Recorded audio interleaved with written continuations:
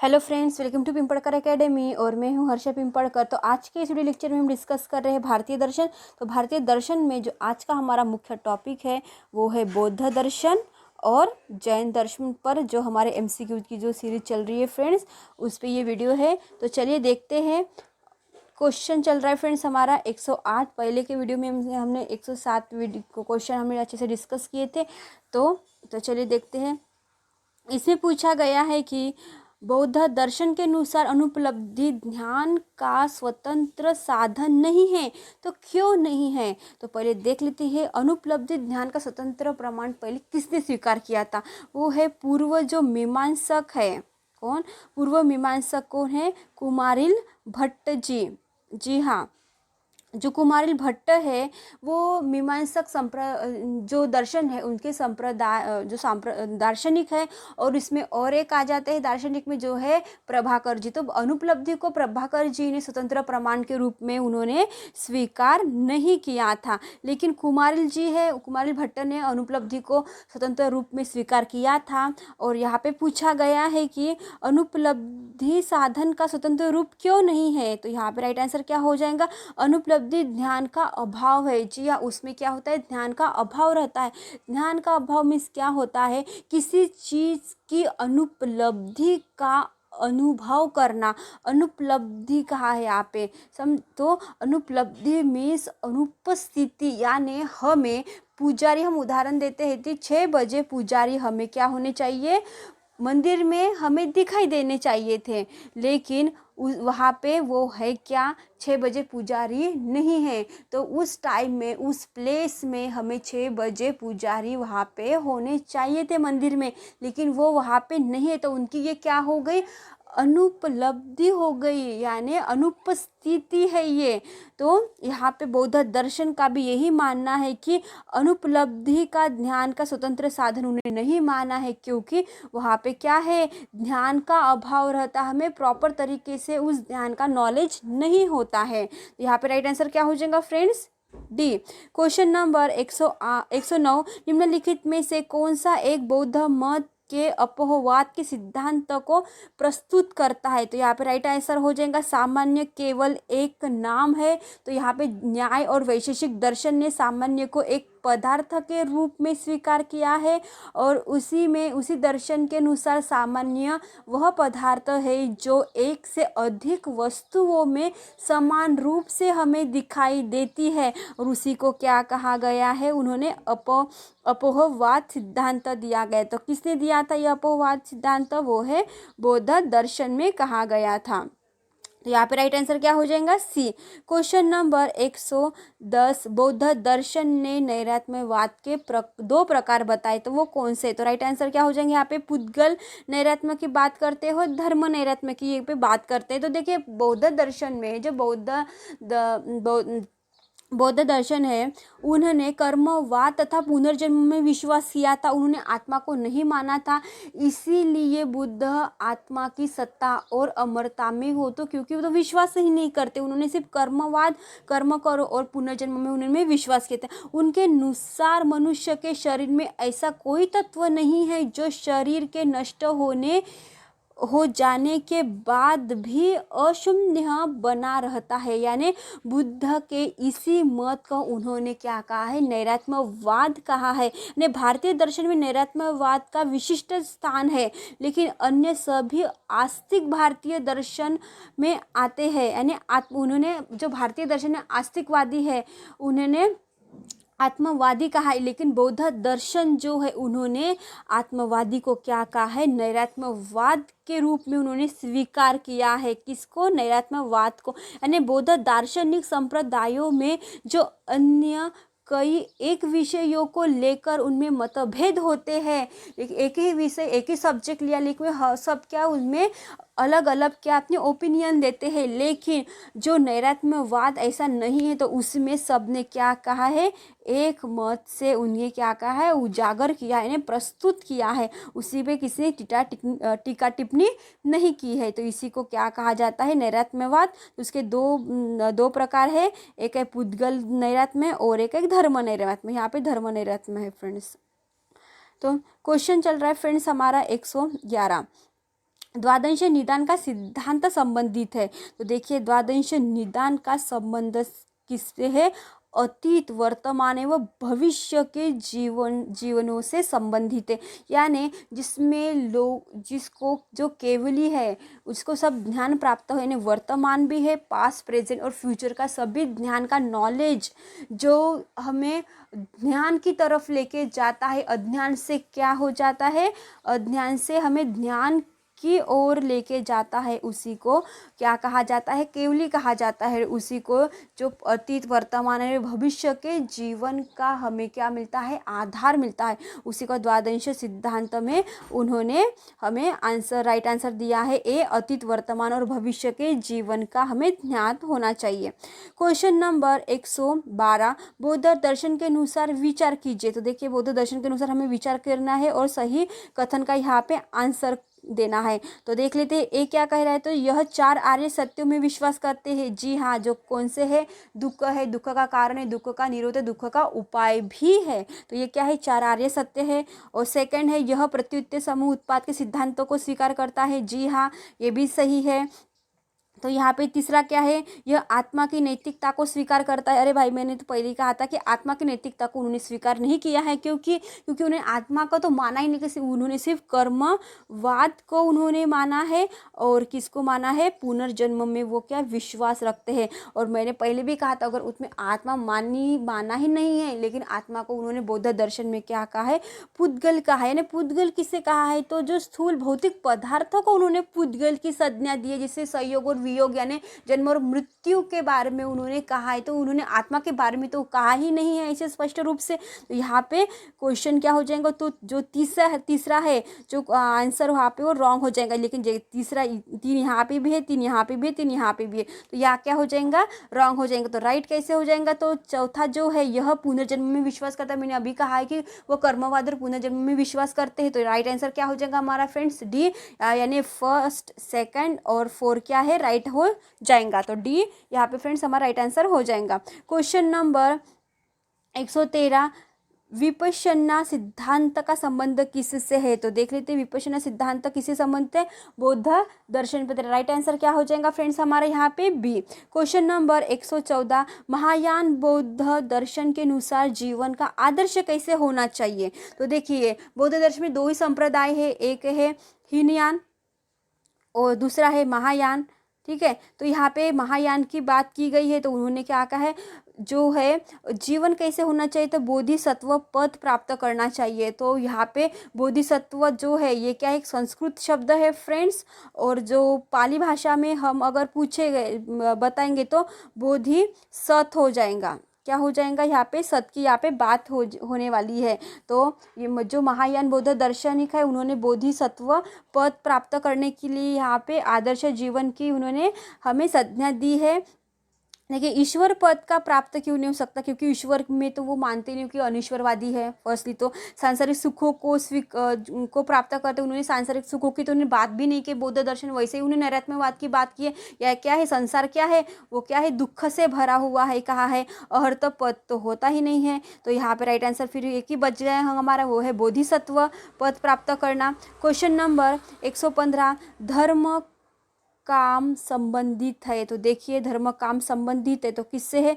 बौद्ध दर्शन में कहा गया है कि बौद्ध काम, जैसे कि हमने कहा था कि जो बौद्ध दर्शन दार्शनिक है उन्होंने धर्म काय के बारे में संबंधित रूप से हमें स्वीकार किया था कि वेदांति में तो धर्म के बारे में बताई नहीं, न्याय भी नहीं, इनमें से कोई नहीं। तो एक ही आंसर हो जाता है, वो है हमारा बौद्ध दर्शन। तो राइट आंसर क्या हो जाएगा फ्रेंड्स यहाँ पे? सी। 116, प्रमाण अविसंवादी ज्ञान होता है। देखिए अविसंवादी ज्ञान किस में होता है? तो वहाँ पे बौद्ध दर्शन का नाम आ जाएगा। ये क्या है? कथन है, ये कोटेशन है फ्रेंड्स। तो यहाँ पे कथन दिया गया है कि ये किसका कथन है? तो प्रमाण अविसंवादी ज्ञान किसे कहा जाता है? बौद्ध दर्शन का ये कथन है। तो राइट आंसर यहाँ पे क्या हो जाएगा? डी। क्वेश्चन नंबर 117, निम्नलिखित में से कौन सा बौद्ध मत के अनुसार सत्य नहीं है? तो देखिए सत्य नहीं है की बात की है तो पहले ए देख लेते कि वे चेतना के प्रवाह को स्वीकार करते हैं। नहीं, चेतना के प्रवाह को उन्होंने स्वीकार नहीं किया है। सेकंड है सॉरी, यहाँ पे पूछा गया कि सत्य नहीं है कि बात की गई है। तो देख लेते हैं, यहाँ पे आत्मा स्थायी है, तो आत्मा स्थायी है कि यहाँ पे बात नहीं की, उन्होंने आत्मा की बात ही नहीं की है। तो आत्मा को उन्होंने क्या कहा था, पुद्गल माना था। पुद्गल किसे कहते हैं, जो स्थूल भौतिक पदार्थ को उन्होंने पुद्गल कहा था। इन्हें जन्म मृत्यु होगा तो जैसे अणुओं में संयोग और वियोग का ये खेल मात्र है, उन्होंने कहा था। तो इसी में सत्य नहीं है कि बात की गई है। तो यहाँ पे डी आंसर क्या हो जाएगा हमारा, असत्य हो जाएगा, सत्य नहीं है।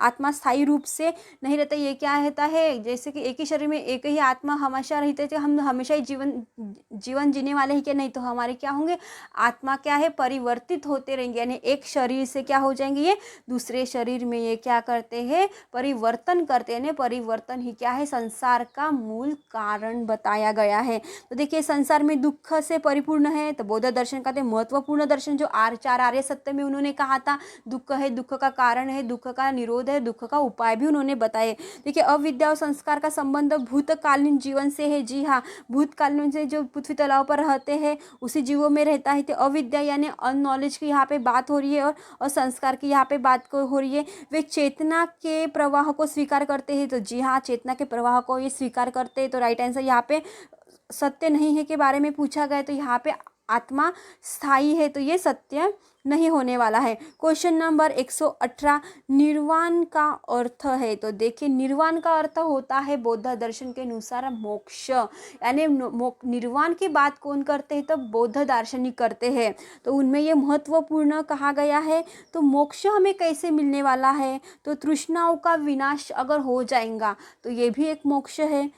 भवचक्र का रुकना, जिसमें भवचक्र में 12 अंगों की यहाँ पे बात की गई है। और संस्कारों का अंत हो जाना, यानी पूरी तरह से निर्वाण प्राप्ति यानी मोक्ष प्राप्ति के लिए चलना है। हमें जन्म नहीं स्वीकार करना है, यानी पुनर्जन्म नहीं होने वाला है हमें। इसलिए उन्होंने क्या कहा है, निर्वाण की बात की गई है वहाँ पे। तो यहाँ पे राइट आंसर क्या हो जाएगा, सी। ये सभी क्या है, बराबर है।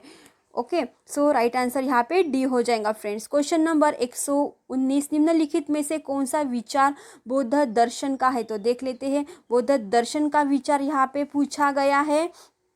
तो यहाँ पे राइट आंसर क्या हो जाएगा फ्रेंड्स, डी। आत्मा स्कंधों का संघात है। तो देखिए, उन्होंने 5 स्कंध की यहाँ पे बात की थी। वो है वेदना, रूप, फर्स्ट जो है रूप की बात की थी, सेकंड है वेदना की बात की थी, और थर्ड है संस्कार की बात की थी, और चौथा है संज्ञा, और 5वीं जो है वो है विज्ञान की यहाँ पे उन्होंने बात की थी। इसमें उन्होंने 5 स्कंद के बारे में बताया था। तो हमें राइट आंसर क्या हो जाएगा, डी। आत्मा स्कंदों का संघात है। क्वेश्चन नंबर 120, निम्नलिखित कथनों पर विचार कीजिए। तो देखिए, बौद्ध दर्शन का यह महत्वपूर्ण कथन है। तो यहाँ पे पूछा गया है कि चेतना प्रवाह रूप है। जी हाँ, चेतना क्या है, प्रवाह रूप है। एक रूप से दूसरे रूप में ये प्रवाहित होने वाला है, ये स्थिर नहीं रहता है। और आत्मा नित्य, तो आत्मा नित्य तो है ही नहीं, क्योंकि आत्मा क्या है, एक परिवर्तनशील है। यानी एक शरीर से ये दूसरी शरीर क्या करते हैं, हमेशा धारण करते हैं। एक ही शरीर में वो स्थायी रूप से नहीं रहते। इसलिए आत्मा क्या है, नित्य है। तो नित्य की यहाँ पे बात ही नहीं हो रही है। तो थर्ड है, प्रत्येक वस्तु क्षणिक है। जी हाँ, क्षणिक यानी क्षणभंगुर की उन्होंने बात की थी, यानी वो आज है और कल नहीं है। जो ज्योति रहती है, जब तक दिया अगर जलता है तो देखिए उसकी लो क्या हो जाती है, कम कम होती है। वो वैसे ही स्थिर रहती है क्या, नहीं। तो एक्सपेरिमेंट करके देख लेते हैं। क्योंकि जब हम दिया लगाते हैं तो वो जो हम दिया में तेल और जो बाती डालते हैं तो वो क्या है, कम कम होती रहती है। वो क्या है, परिवर्तन होते रहता है। वो क्षणिक है। वो एक ही इसमें वो क्या रहती है, स्थिर नहीं रहती है। तो इसलिए प्रत्येक वस्तु क्या है, क्षणिक है। इसलिए हमारा राइट आंसर क्या हो जाएगा फ्रेंड्स, यहाँ पे सी। एक फर्स्ट एंड थर्ड क्या हो जाएगा, यहाँ पे राइट आंसर हो जाएगा। क्वेश्चन नंबर 121, यहाँ पे पूछा गया है कि बौद्ध दर्शन के अनुसार 5 स्कंद कौन से हैं। तो देख लेते हैं, 5 स्कंद की यहाँ पे बात की गई है। तो वो है राइट आंसर हो जाएगा बी। रूप, वेदना, संज्ञा, संस्कार और विज्ञान। जी हाँ, ये 5 स्कंद है। और 5 स्कंद किससे मिलकर बनते हैं, और वो है स्थूल भौतिक पदार्थ पुद्गल को ही उन्होंने 5 स्कंद के रूप में माना है। तो यहाँ पे राइट आंसर क्या हो जाएगा? यूजीसी नेट में हमेशा ये क्वेश्चन पूछा जाता है। रूप, वेदना, संज्ञा, संस्कार और विज्ञान, यहाँ पे क्या है? ये राइट आंसर हो जाएगा। क्वेश्चन नंबर 122, बौद्ध विज्ञानवाद के अनुसार पुद्गल का अर्थ क्या है? तो देखिए, साइंटिफिक रीजन के अनुसार पुद्गल को क्या कहा था? तो पुद्गल तो हमने पहले मालूम है हमें कि स्थूल भौतिक पदार्थों को उन्होंने पुद्गल की संज्ञा दी थी।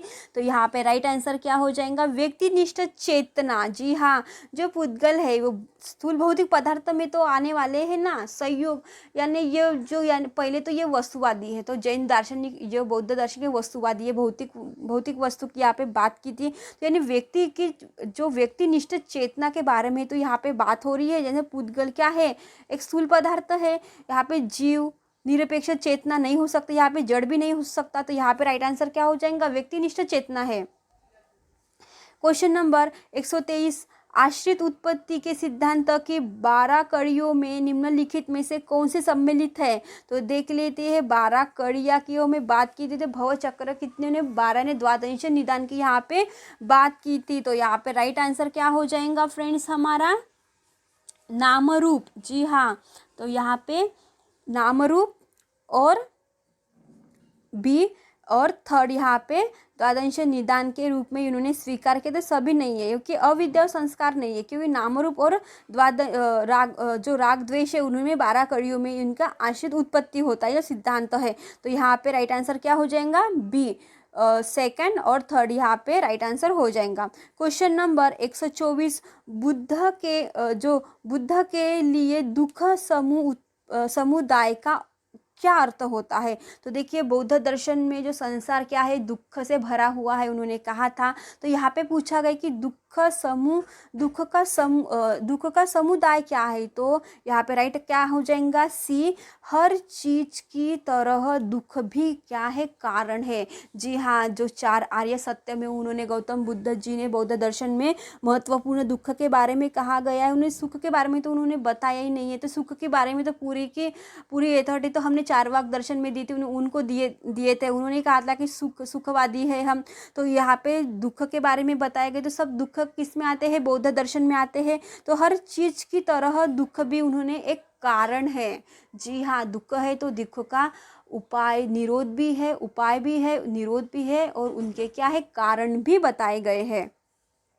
देखिए, सब दुख है, सब दुख में तो है ही नहीं, दुख के विभिन्न प्रकार है। जी हाँ, दुख के विभिन्न प्रकार है, एक बात नहीं, लेकिन अर्थ पूछा गया है यहाँ पे हमें। तो हर चीज की तरह दुख भी क्या है? एक कारण मात्र है। क्वेश्चन नंबर 125, बुद्ध के अनुसार सम्यक कर्मात किससे दूर होते हैं? तो देख लेते हैं, जो अष्टांग मार्ग में जो हमें बौद्ध दर्शन में अष्टांग मार्ग बताए गए हैं, तो उसमें महत्वपूर्ण जो एक अष्टांग मार्ग है वो है सम्यक कर्मात।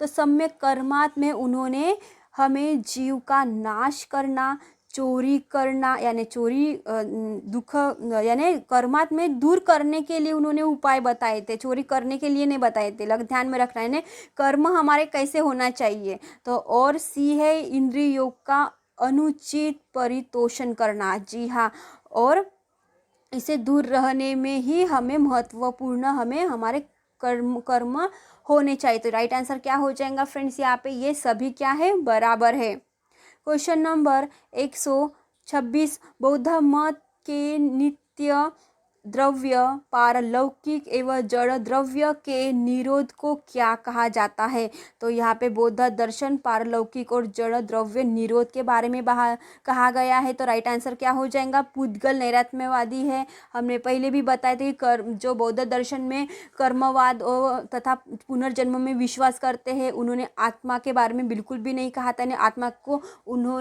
आत्मा के बारे में वो विश्वास ही नहीं करते थे, इसलिए उन्होंने पारलौकिक और जड़ द्रव्य के निषेध को कहा गया है। तो यहाँ पे पुद्गल नैरात्यवाद की उन्होंने मान्यता दी है। जो बाकी के भारतीय दर्शन में वो जो आत्मवाद की जो हमें संज्ञा मिलती है, वहीं पे बौद्ध दार्शनिक में हमें नैरात्यवाद की संज्ञा मिलती है, और उसी को उन्होंने क्या कहा है? नैरात्यवाद कहा है। यानी बौद्ध दर्शन में भी जो संप्रदाय है, 2 संप्रदाय, उसमें अलग अलग जो एक ही सब्जेक्ट में हम क्या करते हैं, अलग अलग तथ्य निकालते हैं, लेकिन ये नैरात्यवाद ऐसा है कि जिसमें सभी जो बौद्ध दार्शनिक है, संप्रदाय है, उनका क्या है, एक मत हुआ है। जी हाँ, उसमें उन्होंने कुछ भी गलत नहीं कहा है, यानी टीका टिप्पणी नहीं की है। तो सब दार्शनिक का ये क्या है, एक मत है। तो उसी को पुद्गल नैरात्य में उन्होंने कहा है।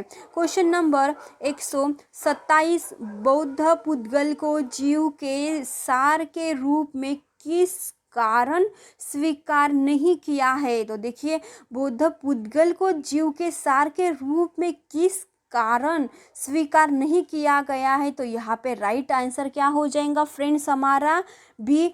ऐसे किसी सार को स्थायी होना चाहिए, परंतु कुछ भी स्थायी नहीं है। जी हाँ, सब क्या है, परिवर्तनशील है, क्षणभंगुर है, नश्वर है, यानी शाश्वत यानी नित्य, नित्य की बात की गई तो वहाँ पे क्या है, अनित्य की भी बात की गई, यानी उच्छेदवाद की भी वहाँ पे बात की गई। तो यहाँ पे कुछ भी तो स्थायी नहीं है बौद्ध दर्शन में। जो हम ज्योति भी लगाते हैं तो वो पे क्या है, क्षणभंगुर है। अभी हमने लगाई तो 10 मिनट के बाद क्या हो जाएंगे, वो खत्म होने वाले। जैसे मोमबत्ती लेते हैं तो हम मोमबत्ती जब जलाते हैं तो वो क्या है, बहुत बड़ी मोमबत्ती, अरे बहुत खुशी होती है कि हमने बहुत बड़ी मोमबत्ती लगाई, और फिर हम नंतर बाद में देखते हैं तो वो क्या है, पूरी की पूरी क्या हो जाती है, नष्ट हो जाती है, उसका सिर्फ थोड़ा सा अंश बचता है। इसीलिए उन्होंने क्या कहा है यहाँ पे, ऐसी कोई सार की स्थायी जो होना चाहिए, परंतु कुछ भी तो स्थायी नहीं है। जी हाँ, ये जग क्या है, हमेशा ही परिवर्तनशील रहता है, कोई भी वस्तु स्थायी नहीं है, हम भी स्थायी नहीं। कोई वस्तु के बारे में अगर हम पूछे गए तो अरे ये आज थी तो क्या कहेंगे कल, उसमें क्या है, कुछ ना कुछ परिवर्तन होते रहता है। तो यहाँ पे पुद्गल जीव के सार के बात में की गई, तो यहाँ पे राइट आंसर क्या हो जाएगा फ्रेंड्स, बी। क्वेश्चन नंबर 128, इसी वीडियो का ये लास्ट क्वेश्चन है फ्रेंड्स। 128, यहाँ पे कथन और कारण दिए गए हैं। यहाँ पे पूछा गया है कि जगत में कुछ भी नित्य नहीं है। तो ये क्या है, राइट आंसर है, परिवर्तन होने की यहाँ पे बात की गई है। जगत में नित्य तो बिल्कुल नहीं, क्योंकि ये सब अनित्य की बात करते हैं। उसका कारण क्या है, जो सत्य है वह क्या है, क्षणिक है। जी हाँ, जो सत्य है, जो ट्रूथ है वो क्या है, क्षणिक है, क्षणभंगुर होने वाला ही है। तो यहाँ पे राइट आंसर क्या हो जाएगा, ए आर दोनों सही है और आर की सही से व्याख्या की गई। और ये किस दार्शनिक का कहना है, बौद्ध दार्शनिक का कहना है कि जगत में जो भी कुछ वस्तुएं है वो क्या है, नित्य नहीं है, और जो नित्य है, जो सत्य है वो क्षणिक है। जी हाँ, जो भी सत्य है वो क्या है, क्षणिक मात्र है। तो यहाँ पे हमारा राइट आंसर क्या हो जाएगा, ए आर दोनों सही है और आर की सही से हमें क्या मिलती है, व्याख्या मिल रही है। तो इस वीडियो लेक्चर में हमने महत्वपूर्ण क्वेश्चन डिस्कस किए हैं फ्रेंड्स, जो 108 से शुरू किए थे और 128 में हमने ख़त्म किए हैं। तो thank you for watching my video friends. हमारे यूट्यूब चैनल को, जिसमें पिंपलकर एकेडमी को लाइक, शेयर और कमेंट्स करना ना भूलिए, और सब्सक्राइब करना तो बिल्कुल भी ना भूलिए फ्रेंड्स। तो चलिए, thank you for watching my video.